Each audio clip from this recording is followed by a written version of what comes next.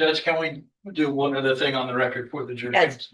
So let the record reflect the state's attorney's present, defendant, defense counsel are present. You guys have both been given a copy of the court's proposed charge. Obviously, if anything else comes up, we can add, but did you find any? I just realized that at the very first sentence, They didn't have the offense in there. I just changed that. Is there anything else that either of you, It's very vague. I think we got this issue in the last trial, page 4, that the paragraph begins with under the law applicable. That last sentence, Oh, second to last yes. sentence, I don't know that we need that in there. you're right. I'm It talks taking about that. less than 4 years. The next to the last sentence I'm taking out because it's just confusing. You see that, Chip? Yes, ma'am. But the eligibility for parole does not guarantee parole. That, And I think that makes. yeah. Somebody's. Y'all hang on a second. And that you have. Thank you. And I'm advising you that you not testify to remain silent. Thought about that. Judge, I just need to put his assertion of his Fifth Amendment right on the record. Okay, Just hold on. clear, Judge, you're leaving in that last sentence, it says eligibility for parole does not guarantee parole is granted. Yes. That's all I have. It seems, am I missing something? It seems a little short, like, is it because we don't have probation in there? There's no probation, there's no Yes. enhancement Okay, and things like that, to find priors true and all that kind of stuff. That's usually what makes them long. A standard, we don't have them very often, but they're very short. I think everything's in there. With regard to the charge, Mr. Rafford, anything? I mean, Right. nothing we hadn't argued with. All right, and so you need to put something on the record? Yes, ma'am. Go ahead, sir. Mr. Freeman, you understand again that you have a right to testify Yes, sir. in the punishment phase of the trial. I'm advising you that you should not testify at this phase of the trial. Do you agree with that? Yes, sir. All right, that's all I have, Judge. Thank you. And was there any issue you guys had come to the back with regard to some potential? He showed me it's innocuous, Judge. I don't have a problem. Okay, perfect. Thank you. And Mr. Coleman, I'm gonna need your signature on this discovery certification, please, sir.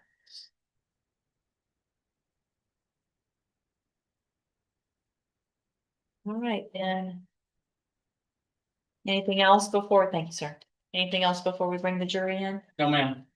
All right, we can bring the jury in, please.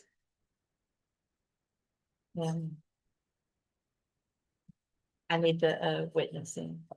Is it in? It should be on the waiting list. There it comes. I think you've got to click it. Okay.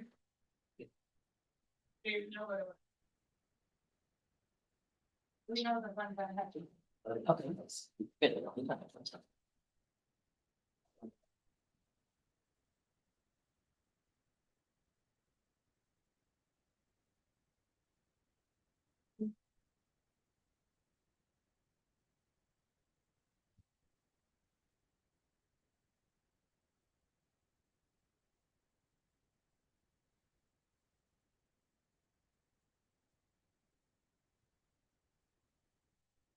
All right, let the record reflect the jury seated, state's attorneys present, defendant and defense counsel are present. Mr.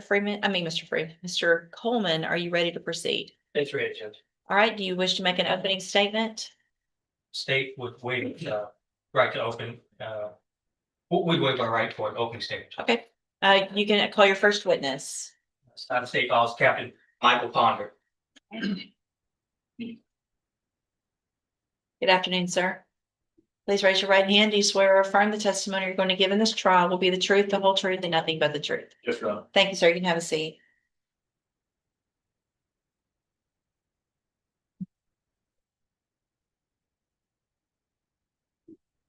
You may proceed. Thank you, Your Honor. Would you please state your full name for the court reporter and ladies and gentlemen of the jury? My name is Michael Ponder. And Captain Ponder, how are you employed, sir? I am a captain of the Jefferson County Sheriff's Office, How long have you been with the SO? 11 years. And your current position or duties, what do they include? I am the custodian of records for all files kept by the jail. Custodian record for, They pertain to Mr. Joseph Freeman. and how did they come into the possession of the Jefferson County, or how were they generated by the Jefferson County District Attorney, Jefferson County Sheriff's Department? They're created through the routine intake process. Anytime somebody comes in, it's files we generate whenever they're brought into custody. And when you say come in, you mean when they're arrested, right? Yes, sir. And when someone is arrested or quote unquote booked into the jail, certain information related to that individual is gathered and maintained by the sheriff's department, right? Yes, sir. That information includes what? Name, date of birth, driver's license number, state ID number if they have one, fingerprints, mugshots. And you brought with you here today those types of identifying information for an individual named Joseph Freeman, right? Yes, sir. May I approach the witness, Judge? Yes. Take a look at those documents, please.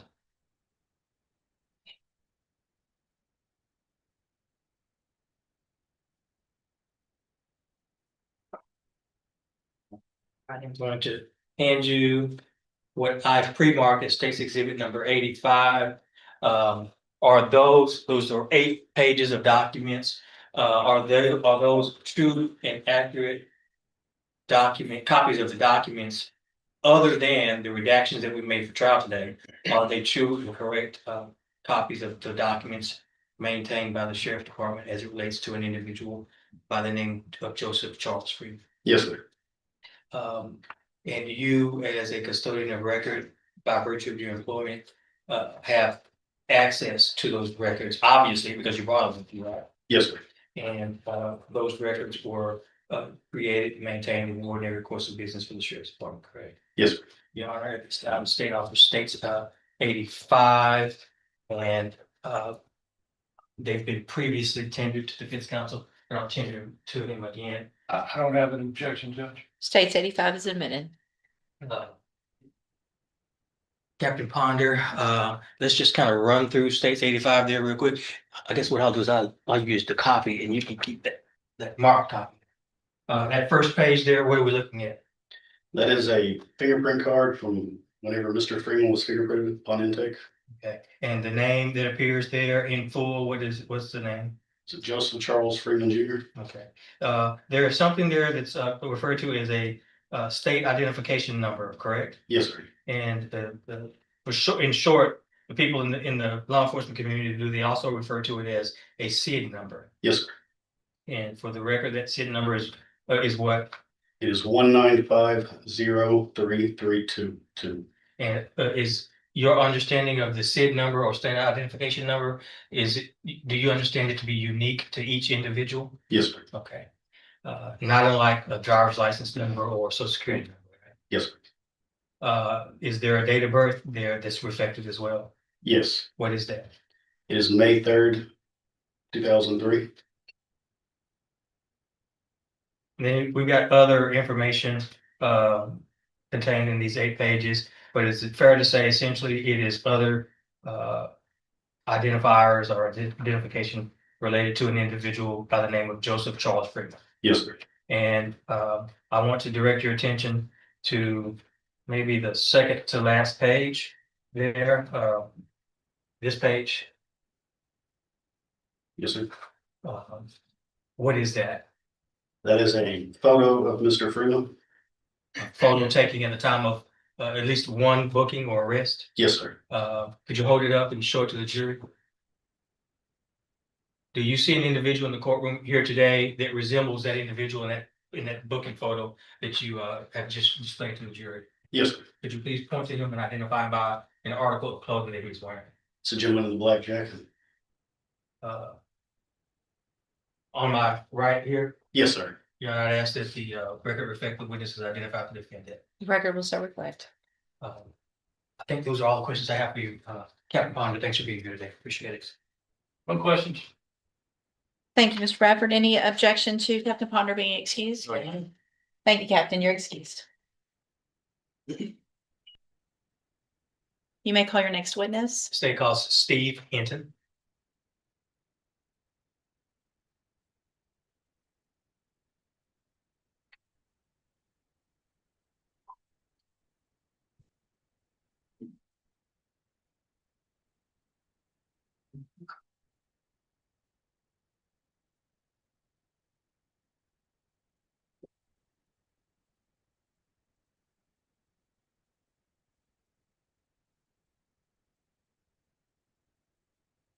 And Investigator Hinton is still under oath from before. You can have a seat, sir. Yes, ma'am. Investigator Hinton, would you please state your full name for the record? Stephen Hinton. And the jury will recall you from your prior testimony and your role with the district attorney's office as an investigator. In addition to being an investigator, are you also trained with regard to fingerprints? Yes, sir. And when someone receives a conviction and it's memorialized in what we call a judgment, oftentimes does that come with a fingerprint? Yes, sir, they do. You should normally the right thumb. But that's not always the case, right?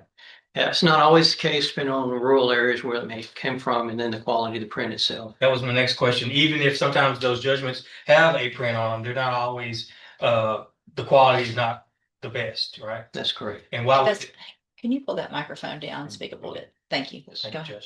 Judge. And why would that matter to you or in this context? I think the goal and the objective is to look at prior convictions and compare the prints to determine that it is and it does belong to the defendant in this case, so that nothing is interjected in there that would not belong to him. Okay. That's protection for him. Now, the prints are not the only way, the allowable way to essentially link a judgment or prior conviction to an individual, right? No, it's not. What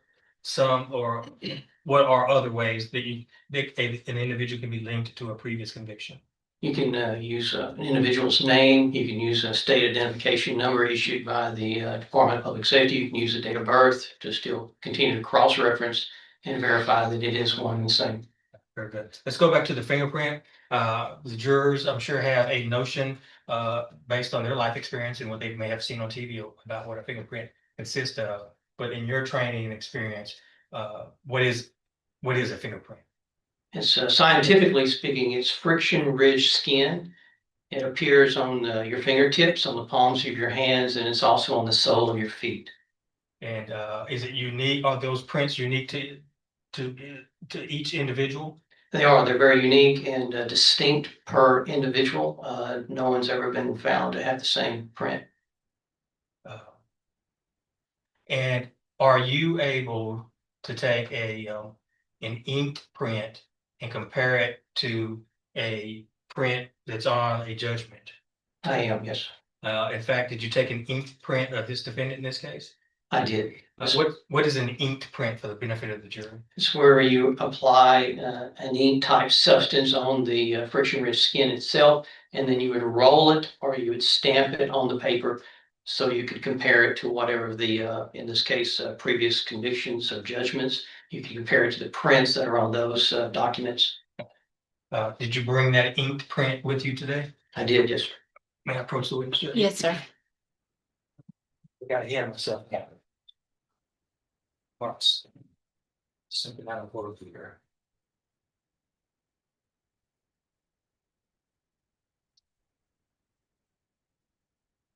Your Honor, I'm going to be out of order on my evidence on my exhibit labels here, It's but okay. I'll work it. I'll come back around. I am marking this as state's exhibit number 89, and I'll go back to 86, 87, 88 later. When did you obtain this inked print from the defendant? It was about 12 o'clock, 12:15 today. Does it appear to be in the same condition as it was when you first obtained those inked prints? Yes, I got the date and then my initials on it. I put the defendant's name, SID number, date of birth on there so it wouldn't get mixed up with any other prints. And it doesn't appear to have been altered or manipulated in any way? No, sir. State Officer State's 89, judgment tenure to defense counsel. No objections. 89 submitted. Investigator Hinton, what did you do with state's exhibit number 89 after you obtained it?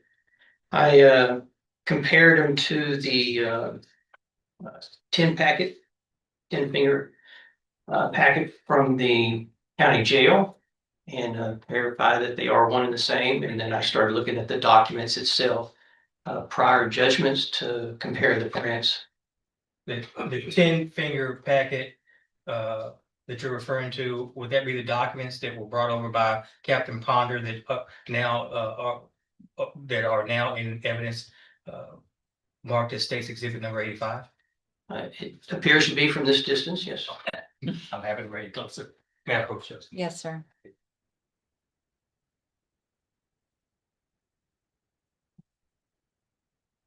Yes, sir, that's it. Okay, and so just to be clear, you've compared your inked prints to the prints on file with the sheriff's department, and what, if any, determination did you make? That they were one and the same. The SID numbers match, the date of birth match, the names match. Okay, so once you've taken your inked prints in states 89 and compared them to the known prints in states 85 from the sheriff's department, what did you do with that information then? Then I started to compare those with the judgment documents that were provided.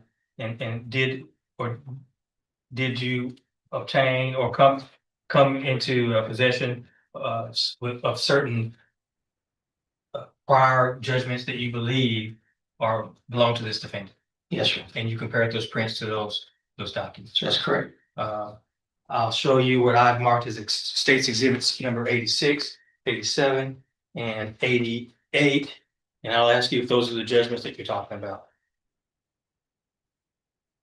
Yes, sir. It's all three of them. All right, let's start with well, I guess we need to admit them. Your Honor, at this time, do this. Yeah.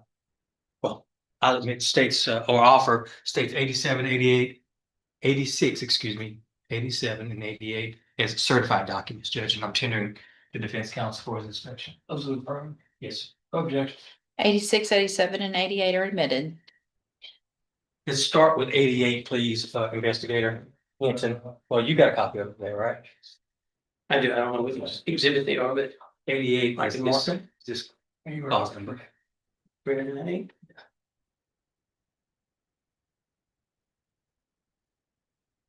And then 86 is this clause number. 6. And of course, 87 will be the last one.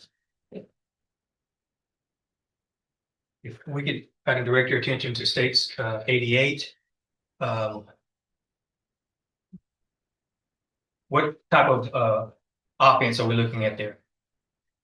That's going to be evading arrest in a motor vehicle. Is that a misdemeanor or a felony offense in the state of Texas? That's a felony offense, 3rd-degree felony. And what is the cause number on that particular judgment? Cause number is F22-3098-462.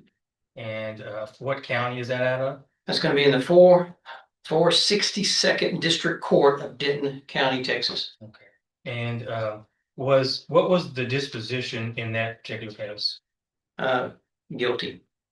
And was the defendant, I guess what I'm getting at is, at least according to the judgment, was the defendant sent to prison or was the defendant placed on probation?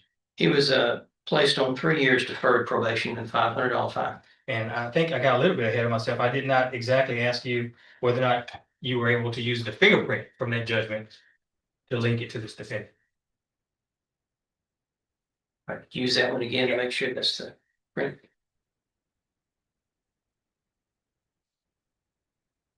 Yes, I used this print. It exhibited very unique deltas. There's one on both sides of the core, and there was 3 other ending ridges, which are identical to the known print that I took. And because of the pixelation of this one, that's the only, so it's total 6, 5. So unpack that a little bit. I mean, during your training experience, what are you looking for when you're comparing prints? You mentioned deltas and ridges. Explain to the jury what you're looking for. I'm looking for characteristics. Some people call them points, is where they occupy on a known print, where they occupy the same space that they would occupy in a different print. So you can make the comparison between the two, determine if they're one and the same. I mean, this is not just like throwing a dart at a dartboard. I mean, there is an art or a science, right? There is, yes. To doing this, correct? Absolutely. And is that method that you are trained in and that you used in this case, Is that method widely accepted and used by law enforcement throughout the country? It is, yes, sir. And did you use any special equipment to help enhance or magnify these prints so that you can make the comparison? We do have magnifiers to be able to pull them up so they can be more readily visible. And is it your testimony here today that you found sufficient enough points or ridges, or what was the other term you used? There was two deltas, one on each side of the core, and there was three ending ridges. But because of the pixelation of this particular one, that's the only five that I'm really comfortable with identifying. That in conjunction, of course, with the SID, the state identification number and the name. So for that felony offense of evading arrest, out of Denton County, for which the defendant received probation, you are comfortable that it's linked to this defendant, Joseph Charles Freeman, by virtue of his fingerprint on that. Yes, sir. What was the date? What would have been the date that he received that 3 years of deferred adjudication probation? Date of offense was 7/28 of 2022. So he would have been on probation, given that offense date. Well, do you have a judgment date when he received the probation? It may say sentence date on the first. It showed date proceedings was deferred on October 27th, 2022. So October of 2022. And you understand that the offense date for this particular case is in March of 2022, March 27th of 2022, more specifically. Yes. Okay. Let's move on to State's Exhibit number 86. What type of offense is that we're dealing with?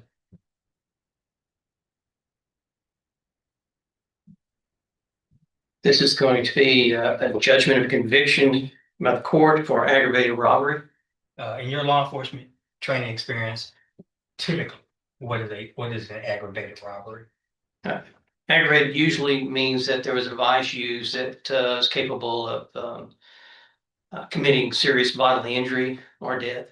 And in this case, if you look about midway down that first page of the judgment, does it indicate whether or not a deadly weapon was used and the type of deadly weapon? Yeah, it shows the findings on deadly weapon as yes, there was a firearm used in this particular offense. Well, at least according to this aggravated robbery judgment, the individual convicted of this offense used a firearm in the commission of that offense. Correct? That's correct. All right, let's work our way down through this. What is the cause number on that one, please? Cause number is going to be F22-39679-0.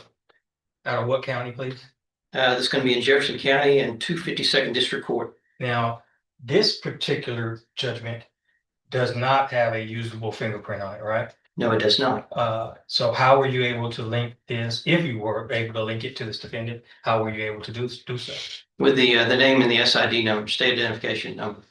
So the name that appears on here is Joseph Charles Freeman, right? Correct. And the state ID number, what is that, please? It's a number, No, I think they already got that from Captain Ponder, what it is, the type number. What I'm getting at is what's the actual number on the judgment. Please. oh, I got you. State ID number is 195-03322. Does that state ID number match the SID number on the booking records? It does. Does it match the SID number on that evading arrest probation order that you were able to confirm the fingerprint on? It does. Okay. Let's work our way down through this a little bit more. What's shown to be the date of offense on this one? Shows March 19th, 2022. So it would have preceded the March 27th, 2022 offense date in this case by a few days, right? That's correct.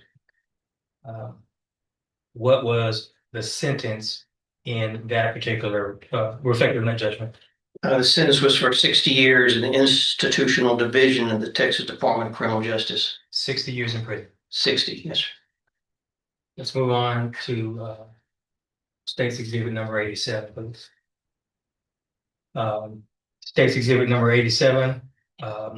Is it, let's just kind of shorten this a little bit. Is it fair to say it's for the same type of offense, aggravated robbery? As for this aggravated robbery, yes, sir, committed on the same day. Committed on the same day Second and robbery, yes, and it's out of the same court, the 252nd District Court of Jefferson County, right? that is correct. And it is likewise for a 60-year sentence as well, right? It is, yes, And did you use the SID number to connect it to this defendant as well? that's correct. Again, because there was no usable print connected to this. On this one, yes.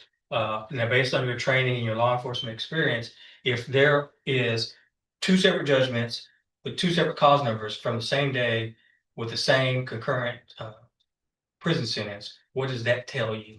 That's two separate events, Or at least two separate offenses. I kind of stepped over. At least two separate instances or two separate victims, right? Correct. Okay. Cause number on exhibit 87 is going to be F22-40981-0. Thanks for making sure I put that on. You put that on the record. I appreciate that. Let me gather up these exhibits, and I think that's going to be all the questions I have for you. I'll pass the witness to you. Thank you, Mr. Coleman. Mr. Bradford? Mr. Hinton, I just have one question. Yes, sir. May I approach? Yes, ma'am. These judgment and sentences, those represent pleas of guilty, don't they? And they're not jury trials. They are. They're all pleas of guilty, yes. That's all I have. Any other questions, Mr. Coleman? No, Judge. Any objection to Investigator Hinton being excused? No, yeah. No, ma'am. Thank you, sir. Stay rest at this time, Judge. Thank you, Mr. Coleman. Mr. Radford? Bench rest. All right, so ladies and gentlemen, what that means is that you've heard now the evidence that'll be presented on punishment. And next thing to do is the court's charge and closing argument. Mr. Coleman and Mr. Radford, everybody's had an opportunity to go over that charge. No issues or objections, or are we good now with it? Yes, no objections. No objection, Judge. All right, is everybody ready to go forward? Yes, sir. All right, so at this time, clause number 24, DCCR 0348. The state of Texas versus Joseph Charles Freeman, jury instructions. Members of the jury, you have found the defendant, Joseph Charles Freeman, guilty of the offense of murder. Now you must determine the punishment to be imposed on the defendant. The parties will soon present final arguments on punishment. Before they do so, I must now give you the instructions you must follow in determining the defendant's punishment. You will have a copy of these instructions to take with you and to use during your deliberations. I will first tell you about some general principles that apply in all criminal cases. Then I will tell you about the specific law applicable in this case. Finally, I will instruct you on the rules that must control your deliberations. General principles. As the jurors, you review the evidence and determine the facts and what they prove. You judge the believability of the witnesses and what weight to give their testimony. In judging the facts and the believability of the witnesses, you must apply the law provided in these instructions. In determining the sentence to be imposed on the defendant, you may take into consideration all the evidence admitted before you. This includes the evidence admitted during the first stage of the trial concerning the defendant's guilt, as well as any evidence admitted during this punishment stage. The evidence consists of the testimony and exhibits admitted in the trial. You must consider only evidence to reach your decision. You must not consider, discuss, or mention any other thing that is not evidence in the trial. You must not consider or mention any personal knowledge or information you may have about any fact or person connected with this case that is not evidence in the trial. Statements made by the lawyers are not evidence. The questions asked by the attorneys are not evidence. Nothing I have said or done in this case should be considered by you as my opinion about the facts of this case or influence you to vote one way or the other. You should give terms their common meanings unless you have been told in these instructions that the terms are given special meanings. In that case, of course, you should give those terms the meanings provided in the instructions. While you should consider only the evidence, you are permitted to draw reasonable inferences from the testimony and exhibits if those inferences are justified in the light of common experience. In other words, you may make deductions and reach conclusions that reason and common sense lead you to draw from the evidence. You are to render a fair and impartial verdict based on the evidence admitted in the case under the law that is in these instructions. Do not allow your verdict to be determined by bias or prejudice. You may, if you wish, examine exhibits. If you wish to examine an exhibit, the foreperson will inform the court and specifically identify the exhibit you wish to examine. Only exhibits that were admitted into evidence may be given to you for examination. Certain testimony will be read back to you by the court reporter if you request. To request that testimony be read back to you, you must follow these rules. The foreperson must make the request in writing and sign it. That request must, 1, state that it is requesting that testimony be read back. 2, state that you have a disagreement about a specific statement of a witness or a particular point in dispute. And 3, identify the name of the witness who made the statement. The court will then have the court reporter read back only that part of the statement that is in dispute. The defendant has a constitutional right to remain silent. The defendant may testify on his own behalf. The defendant may also choose not to testify. The defendant's decision not to testify cannot be held against him, and it is not evidence of guilt. You must not speculate, guess, or even talk about what the defendant might have said if he had taken the witness stand or why he did not. The foreperson of the jury must immediately stop any juror from mentioning the defendant's decision not to testify. You must arrive at the amount of punishment by a full, fair, and free expression of the opinion of the individual jurors. You must not decide the punishment by lot or by chance. For example, you may not agree beforehand to be bound by the result of a procedure by which each juror gives the number of years the juror thinks should be served. These are then added and the result is divided by 12. To reach a verdict, all 12 of you must agree. Rules that control deliberations. You must follow these rules while you're deliberating and until you reach a verdict. After the closing arguments by the attorneys, you will go into the jury room. The foreperson should conduct the deliberations in an orderly way. Each juror has 1 vote, including the foreperson. The foreperson must supervise the voting, vote with other jurors on the verdict, and sign the verdict sheet. While deliberating and until excused by the trial court, all jurors must follow these rules. 1, you must not discuss this case with any court officer or the attorneys or anyone not on the jury. 2, you must not discuss this case unless all of you are present in the jury room. If anyone leaves the room, you must stop your discussions about the case until all of you are present again. 3, you must communicate with the judge only in writing, signed by the foreperson, and given to the judge through the officer assigned to you. 4, you must not conduct any independent investigations, research, or experiments. And 5, you must tell the judge if anyone attempts to contact you about the case before you reach your verdict. After you have arrived at your verdict, you are to use one of the forms attached to these instructions. You should have your foreperson sign his or her name to the particular form that conforms to your verdict. After the closing arguments by the attorneys, you will begin your deliberations to decide your verdict. Specific law applicable to this case. You have found the defendant, Joseph Charles Freeman, guilty of murder. Relevant statutes. This offense is punishable by 1, a term of imprisonment for no less than 5 years and no more than 99 years or for life, or 2, a term of imprisonment for no less than 5 years and no more than 99 years or for life and a fine of no more than $10,000. Parole. The length of time for which a defendant is imprisoned may be reduced by the award of parole. Under the law applicable in this case, if the defendant is sentenced to a term of imprisonment, he will not become eligible for parole until the actual time served equals 1/2 of the sentence imposed, or 30 years, whichever is less. Eligibility for parole does not guarantee that parole will be granted. It cannot accurately be predicted how the parole law might be applied to this defendant if he's sentenced to a term of imprisonment, because the application of that law will depend on decisions made by parole authorities. You may consider the existence of the parole law. You are not to consider the manner in which the parole law may be applied to this particular defendant.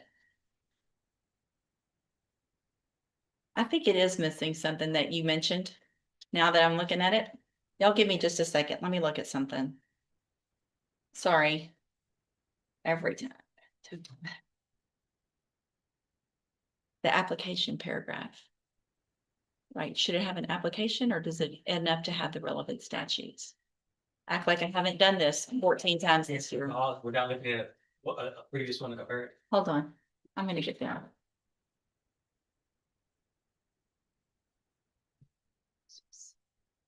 No, I think it's it. That's all it shows. We're good. Yeah, okay. So then the last page is the verdict form. And you have, well, it reads, we, the jury, having found the defendant, Joseph Charles Freeman, guilty of the offense of murder, assess his punishment at, and then there's 4 options and you'll select one option. The first option is imprisonment in the Texas Department of Criminal Justice for a term of, and it's 5 to 99 years and no fine. The second is imprisonment in the Texas Department of Criminal Justice for a term of blank, 5 to 99 years, and a fine of blank, $10,000 or less. The third is imprisonment in the Texas Department of Criminal Justice for life and no fine. And then the final one is imprisonment in the Texas Department of Criminal Justice for life and a fine of blank, $10,000 or less. And then there's a line for the signature and the printed name of the foreperson. Mr. Coleman, you have the right to open and close, closing argument. Yeah, we just right to open, but with sheriff's right. Thank you, Mr. Coleman. Mr. Radford, you may proceed. And please, board counsel. Ladies and gentlemen, very briefly, you now know that Mr. Freeman already was convicted of aggravated robbery on a plea of guilty out of this court and is serving a 60-year sentence. I would submit to you that he is a young man. I would ask you to take that into account when assessing his sentence in this case, and also the fact that he was not the shooter. Thank you. Thank you, Mr. Radford. Mr. Coleman. Thank you, Your Honor. May it please the court, Mr. Raptor. Ladies and gentlemen of the jury, I will likewise be short and brief with my remarks to you, but I would be remiss if I didn't begin by thanking you on behalf of the DA's office and on behalf of Richard Shiloh and also on behalf of our community, especially our community. You get the opportunity today to be the voice for our community. You are all acutely aware of the issue or issues that we have with guns and gun violence. You get the opportunity to say how you're burning what we think and how we feel as a community about these types of offenses. It matters. These jury verdicts matter. They matter in a couple of respects. It matters as it relates to this defendant for sufficient punishment. It matters for the family of the victim when they look back on this 3 years from now, 13 years from now, however long. Your verdict says to them exactly what it meant to you. The loss meant to you as a member of this community. But it also sends a message to the other individuals who are sitting in the jail right now or who would consider to do this type of offense. It matters. It makes its rounds on social media. It makes its rounds in the jail. Believe it or not, your verdict and what you give out in the way of a punishment will make its way back to the jail before you get off that elevator and go to the parking lot. It's funny how that happens. It matters. So I'm asking you to consider that in your verdict, the deterrent effect that your verdict will have. Just a couple of things in the jury charge I want to point out. I want to do something for you and hopefully it shortens your time in your deliberations. And I have no doubt that you were thoughtful during your guilt innocence deliberations and deliberate. And I trust that you'll do the same thing during the punishment deliberations. But I think I would hope that you, like me, think that, wow, this is terrible, it's horrible. There are worse crimes that merit a life sentence. So I would submit to you that you start by crossing off life, maybe even cross off anything on the higher end, toward 80 or 70 years behind bars. But on that same spectrum, on the low end of the 5 years, I think the 5 years should be reserved for someone who has little to no criminal history. You've heard this defendant's criminal history. He was given an opportunity for probation on that felony evading arrest case. And how does he respond to that? By going out and committing an aggravated robbery against 2 different individuals at gunpoint. That to me is telling that there is a component there of not being rehabilitated or rehabilitatable that you should consider. So I think that merits something higher than the low end of the punishment range, whatever you deem that to be. And then another thing I'd ask you to consider is the circumstances of the offense. I tried to make it a point to ask the witness or witnesses about the park that was adjacent to that apartment complex. Who knows where bullets and ricochets and rounds could have ended up? Who knows if, someone would have inadvertently, pointed a gun? Who knows if as they run away with those guns, if a round could go off and heaven forbid injure one of those children. This is why people are concerned about going out in public and going to places around, in and around Beaumont, in and around Jefferson County. This was a day, an afternoon, a regular day where people were at that park and look what they had to encounter. So I actually consider that nothing on the high end, no life, no 80, no 70, nothing. But certainly, I don't think this case merits something on the low end. 5, 10, 15, So I'd ask you to consider something in the middle, and I have no doubt you get it right because you got it right with the guilty and the innocence. Another thing, don't consider a fine.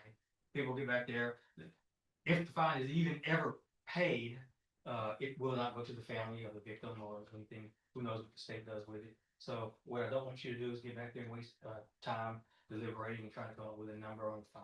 So, also, I'll close by talking about the parole law. There's a paragraph in here, and I'll encourage you to read it about the parole law. There is a possibility that this defendant will be eligible for parole after serving half of whatever your sentence will be. You can't guarantee that. You can't technically. That's not something that you can. Let me just read it. I don't want to get it wrong here. You can't accurately predict how the parole laws will be applied to this defendant. So don't try to predict how they will be applied to this defendant, but you can take into consideration that there is a possibility that after half of whatever your sentence is that you give, there could be possible. So with that, ladies and gentlemen, again, thank you for your time. Thank you for your attention. And I have no doubt you get it right. You got it right the first time. So thank you. Thank you, Mr. Coleman. All right, ladies and gentlemen, you've heard the evidence, the court's charge and closing argument. Again, I'm going to get the bailiff will take the charge and get you situated in the jury deliberation room, and we'll be in recess until you reach a verdict.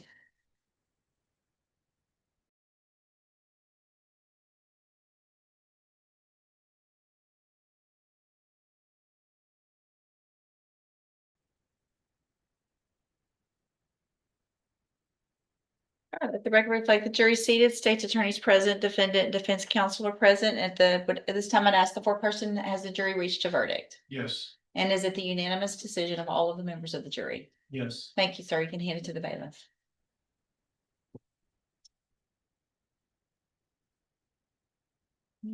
Record. Freeman. We, the jury, having found the defendant, Joseph Charles Freeman, guilty of the offense of murder, assess his punishment at imprisonment in the Texas Department of Criminal Justice for a term of 60 years and no fine. You can have a seat. Does either party wish to have the jury polled? Your Honor, the state does not, and I would withdraw my motion to accumulate the sentences. Thank you, sir. Do you wish to have the jury polled? No, ma'am. Is there any reason at this time not to pronounce sentencing? No. Sentence. Right, then at this time, Mr. Freeman, in conformity with the jury's verdict, I sentence you to a term of 60 years in the institutional division of the Texas Department of Corrections.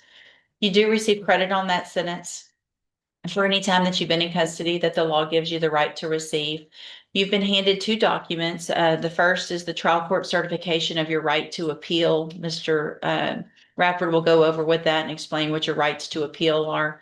The second is a written admonishment regarding your ineligibility to possess a firearm or ammunition. We've gone through this before. If you have any questions about the laws that make you ineligible to possess a firearm or ammunition, or about how long that lasts, you can talk with Mr. Radford. All right. So at this time, you will be remanded to the custody of the Jefferson County Sheriff's Office until transportation to the Texas Department of Criminal Justice. And so I'm going going to go ahead and have the bailiff bring Mr. Freeman back. Ladies and gentlemen, I'll come visit with you in just a minute and discharge you all from everything in just a second. Thank you, Mr. Coleman. Thank you, Mr. Radford. And court will be adjourned and we'll have you guys exit the courtroom, please. Thank you.